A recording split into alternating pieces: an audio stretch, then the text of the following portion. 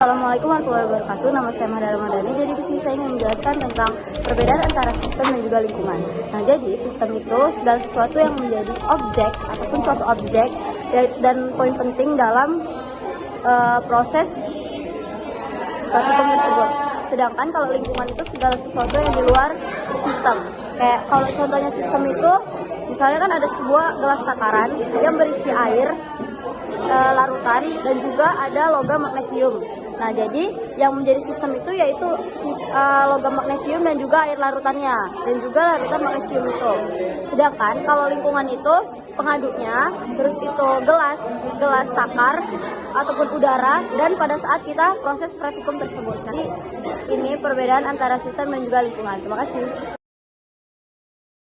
Halo semua, jadi di sini saya akan menjelaskan tentang 3 jenis sistem, yaitu sistem terbuka, tertutup, dan juga terisolasi. Nah, jadi sistem terbuka itu dapat mengalami pertukaran materi dan energi dengan lingkungan. Nah, jadi pertukaran dengan materi itu, nih, terjadinya pertukaran uap di dalam air panas ini dengan udara yang ada di lingkungan. Ini kan ada uap kan? Nah, jadi dari dalam dia tuh bertukaran dengan udara yang ada di lingkungan. Nah, di atas ini pertukaran materi. Nah, untuk pertukaran energinya itu dari dinding-dinding botol ini terjadi pertukaran energi. Nah, jadi air yang kita pegang botolnya itu kan air panas di dalam.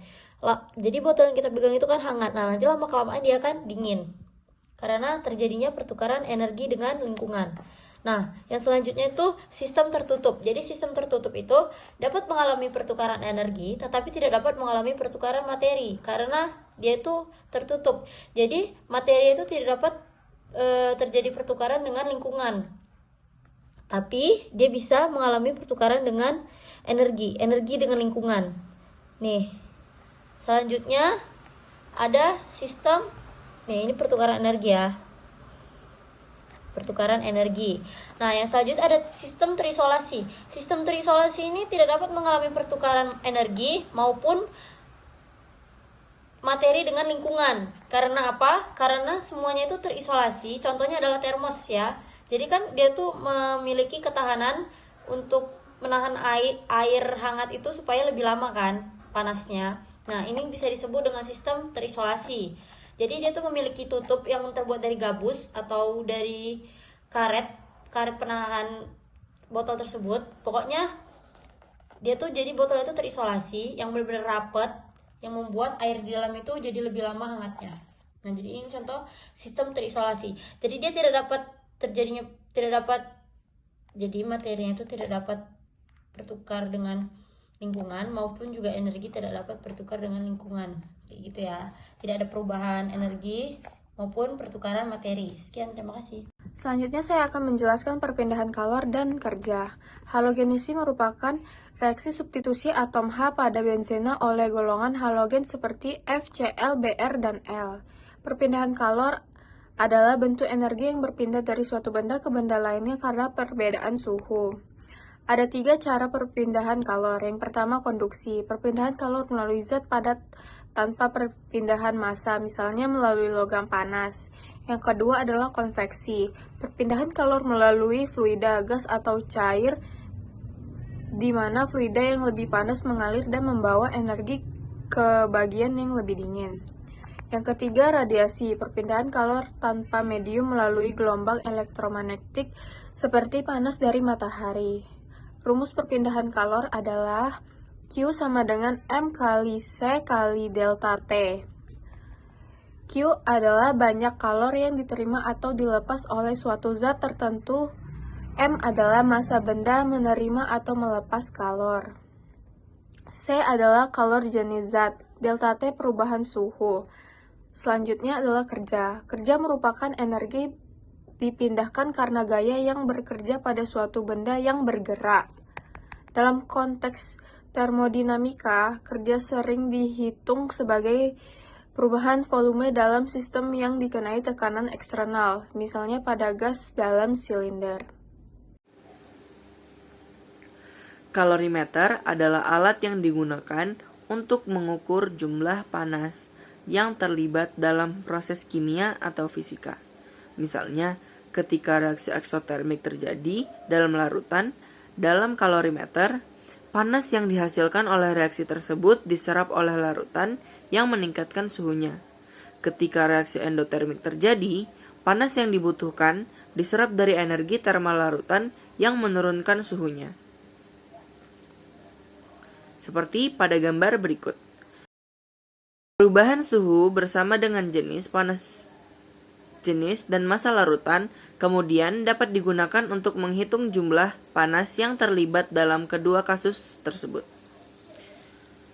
Para ilmuwan menggunakan kalorimeter yang terisolasi dengan baik yang hampir mencegah perpindahan panas antara kalorimeter dan lingkungannya, yang secara efektif membatasi lingkungan ke komponen non-sistem kalorimeter. Hal ini memungkinkan penentuan akurat panas yang terlibat dalam proses kimia, kandungan energi makanan, dan sebagainya.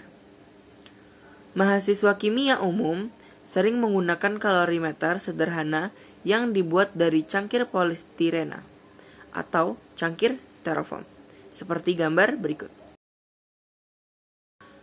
Kalorimeter tersebut disebut dengan kalorimeter cangkir kopi, yang mudah digunakan memungkinkan lebih banyak pertukaran panas dengan lingkungannya, dan karena itu menghasilkan nilai energi yang kurang akurat. Kalorimeter larutan komersial juga tersedia. Kalorimeter yang relatif murah seringkali terdiri dari 2 cangkir berdinding tipis yang disusun sedemikian rupa sehingga meminimalkan kontak termal selama penggunaan beserta penutup yang terisolasi, pengaduk genggam, dan termometer sederhana. Kalorimeter yang lebih mahal yang digunakan untuk industri dan penelitian biasanya memiliki bejana reaksi yang terisolasi dengan baik dan tertutup sepenuhnya, mekanisme pengadukan bermotor, dan sensor suhu yang lebih akurat, seperti gambar berikut. Dimiliki oleh suatu sistem atau zat, sedangkan perubahan entalpi menunjukkan apakah suatu reaksi kimia akan menyerap atau malah melepaskan panas. Nah, jadi ada rumus perubahan entalpi, yaitu delta H sama dengan entalpi produk atau dilambangkan dengan HP dikurang entalpi reaktan atau dilambangkan dengan HR. Jika delta H positif, maka reaksi tersebut akan menyerap panas dari lingkungan atau bisa disebut dengan reaksi endotermik. Nah, sebaliknya, jika delta H negatif, maka reaksi tersebut akan melepaskan panas ke lingkungan atau biasa disebut dengan reaksi eksotermik. Nah, ada nih contoh-contoh sederhananya. Seperti saat kita memasak air di dalam panci, energi dari kompor ini akan diserap oleh air, yang dimana ini adalah proses dari endotermik atau bisa dibilang perubahan entalpi positif. Kebalikannya, kalau kita membakar kayu, reaksi tersebut akan melepaskan panas ke lingkungan atau bisa disebut sebagai eksotermik atau bisa dibilang juga perubahan entalpi. Adapun jenis-jenis perubahan entalpi, yang pertama itu perubahan entalpi reaksi. Perubahan entalpi ini terjadi pada saat suatu reaksi kimia, yang dimana ini bisa berupa perubahan entalpi reaksi dari eksotermik dan juga endotermik. Yang kedua ada perubahan entalpi dari pembentukan. Ini terjadi ketika satu mol senyawa terbentuk dari unsur-unsurnya dalam keadaan yang standar. Yang ketiga ada pembakaran. Hal ini terjadi ketika bahan terbakar secara sempurna dalam oksigen untuk membentuk suatu produk. Yang keempat ada penguapan. Ini terjadi ketika suatu zat menguap. Yang kelima ada peleburan. Ini seperti ketika kita melelehkan es menjadi cair. Yang keenam ada sublimasi. Ini terjadi ketika suatu zat langsung berubah dari padat menjadi gas tanpa melewati fase cair. Dan yang terakhir itu ada larutan. Ini terjadi ketika suatu zat terlarut dalam pelarut. Selanjutnya Selanjutnya, dalam termokimia, perubahan energi dalam adalah perubahan total energi kinetik dan potensial dari partikel di dalam sistem. Perubahan ini terjadi akibat pertukaran energi antara sistem dan lingkungan seperti melalui calor, yaitu Q, atau kerja, yaitu W. Nah, kalau Q itu adalah calor yang ditransfer masuk atau keluar dari sistem. Kalau W itu adalah kerja yang dilakukan sistem atau pada sistem. Selanjutnya ada interpretasi. Jika Q lebih besar daripada O, sistem menerima kalor atau disebut dengan endotherm. Jika Q lebih kecil daripada O, sistem melepaskan kalor atau bisa disebut dengan exotherm. Jika W lebih besar daripada O, lingkungan melakukan kerja pada sistem. Bisa juga disebut dengan kompresi.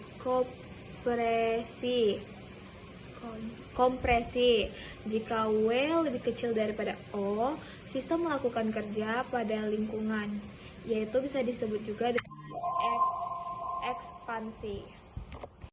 Nah, materi selanjutnya saya jelaskan yaitu tentang perubahan reaksi eksotherm dan endotherm. Nah, yang pertama-tama tuh saya ingin menjelaskan pengertian dari eksotherm. Nah, pengertian eksotherm ini memiliki bahasa sendiri, yaitu berasal dari bahasa Yunani, yakni expose dari luar dan juga term kalor atau panas. Nah, karena itu eksotherm ini dapat diartikan sebagai reaksi kimia yang dapat menghasilkan kalor. Reaksi ini terjadi karena adanya perpindahan kalor atau panas dan sistem ke lingkungan yang mengakibatkan lingkungan menjadi panas. Reaksi eksotherm ini dapat terjadi karena secara natural dan bisa juga secara buatan atau disengaja. Nah, selanjutnya ada pengertian dari endotherm.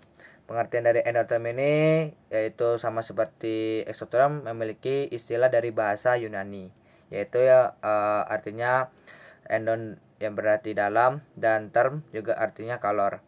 Dengan kata lain, reaksi endotherm ini berarti sebuah reaksi di mana kalor yang berasal dari lingkungan masuk ke dalam sistemnya. Singkatnya, ini adalah reaksi menyerap kalor. Nah, dalam reaksi endotherm tersebut, perpindahan panas dari lingkungan ke dalam sistem mengakibatkan suatu wilayah dari lingkungan menurun dan menjadi lebih dingin. Nah, selanjutnya saya akan memberikan contoh-contoh reaksi dari eksotherm dan juga reaksi dari endotherm. Nah, contoh yang pertama saya akan memberikan contoh, yaitu contoh reaksi eksotherm terlebih dahulu. Nah, contoh eksotherm ini dapat juga mudah ditemui, yaitu saat membuat api unggun. Saat kamu membakar kayu untuk membuat api unggun, maka kalor yang dilepaskan ke lingkungan dapat membuat badan menjadi lebih hangat pada sekitar kayu yang dibakar tersebut. Nah, selain itu ada juga dalam kehidupan sehari-hari seperti kemarin, yaitu letusan kembang api pada perayaan Tahun Baru. Nah, selanjutnya yaitu contoh reaksi dari endotherm. Nah, contoh paling umum yang digunakan untuk mendefinisikan reaksi endotherm yaitu proses menggoreng tempe di dalam minyak goreng dengan menggunakan wajan. Seiring berjalannya waktu, tempe yang digoreng akan berangsur-angsur semakin panas. Artinya tempe mendapatkan panas dari lingkungannya, yaitu minyak yang digoreng, meskipun sebagian dari panas tersebut ada yang keluar ke udara. Nah, contoh reaksi endotherm dalam kehidupan sehari-hari adalah peristiwa fotosintesis. Nah, ini yang paling mudah diingat ya teman-teman. Dalam peristiwa ini pepohonan menyerap kalor yang berasal dari matahari yang kemudian menaikkan entalpi untuk membentuk reaksinya. Nah, sekian itu dari saya. Pada pembahasan kali ini saya akan menjelaskan mengenai energi disosiasi ikatan. Apa sih energi disosiasi ikatan? Jadi energi disosiasi ikatan itu singkatannya adalah EDB. EDB sendiri adalah ukuran kekuatan ikatan kimia secara spesifik. EDB biasanya didefinisikan sebagai perubahan entalpi dasar atau logonya itu delta H yang dibutuhkan untuk memutuskan satu mol ikatan kimia tertentu dalam suatu senyawa biasanya itu dalam fase gas dengan semua spesies yang berada dalamnya itu dalam keadaan dasar. Satuannya itu biasanya itu kilojoule per mol. Lalu contoh penggunaan energi disosiasi ikatan ataupun contoh EDB ini banyak sebenarnya, tapi di sini saya memilih 5 contoh. Jadi EDB ini memiliki aplikasi penting dalam berbagai bidang, termasuk kimia termodinamika. Kimia termodinamika ini digunakan untuk menghitung perubahan entalpi reaksi kimia. Lalu yang kedua ada kimia fisik. Pada kimia fisik, EDB membantu memahami sifat dan kekuatan ikatan kimia. Lalu yang ketiga ada kimia organik. Pada kimia organik, EDB digunakan untuk memprediksi reaktivitas molekul organik. Yang terakhir ada spektroskopi. Teknik ini dapat digunakan untuk menentukan EDB secara eksperimental. Lalu selanjutnya saya akan menjelaskan mengenai hukum Hess. Selanjutnya saya akan menjelaskan mengenai hukum Hess. Hukum Hess sendiri itu adalah hukum yang menyatakan bahwa entalpi hanya bergantung pada keadaan awal dan keadaan akhir reaksi saja. Jadi sebenarnya proses reaksi itu nggak begitu mempengaruhi hasil akhir reaksi, karena sama aja. Jadi dengan kata lain, perubahan entalpi hanya ditentukan oleh kalor reaksi dan kalor hasil reaksi saja.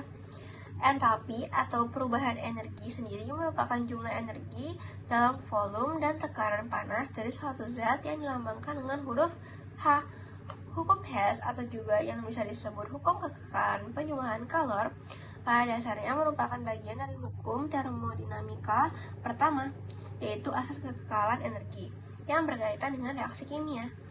Prinsip hukum Hess itu sebenarnya sama seperti pengertiannya, jadi prosesnya itu tidak begitu penting, namun hanya dipengaruhi ataupun bergantung pada keadaan awal dan akhir reaksi saja, bukan pada proses reaksinya.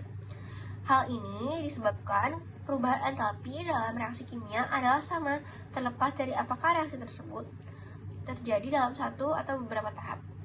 Jadi sejarah hukum Hess itu pada awalnya ada kesulitan, lalu para ahli kimia menentukan dalam menentukan panas. Jadi pada zaman dahulu ada ahli kimia yang kesulitan itu untuk menentukan panas, pembentukan senyawa dalam percobaan di lab atau laboratorium. Oleh karena itu, para ahli kimia ini berusaha mencari jalan keluarnya.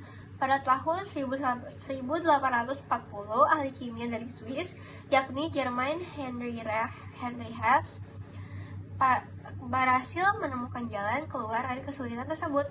Berdasarkan hasil pengukuran dan sifat-sifat entalpi, Hess pun menyatakan bahwa entalpinya bergantung pada keadaan awal dan akhir reaksi saja, bukan dari proses reaksinya. Jadi sejarahnya namanya itu hukum Hess karena yang ahli yang menemukan hukum tersebut bernama Hess belakangnya. Jadi sekian dari penjelasan materi saya dari energi disosiasi ikatan dan juga hukum Hess. Semoga dapat dimengerti.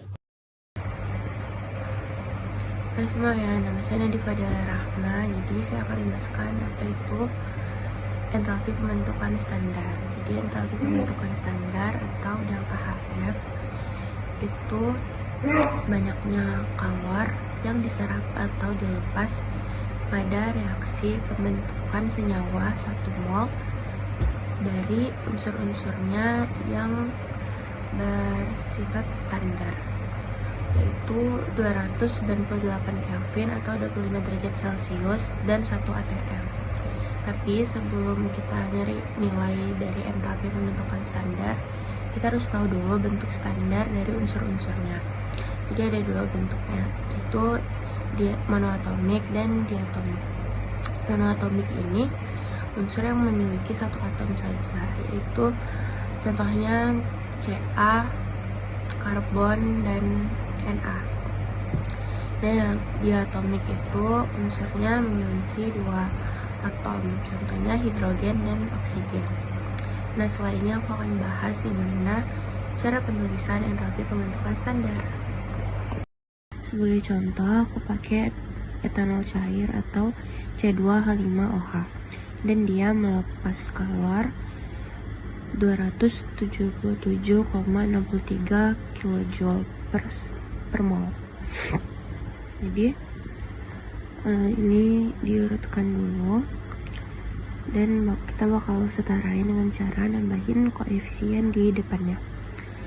Nah, karbon ini kan dia bersifat monoatomik, jadi dia atomnya cuma satu.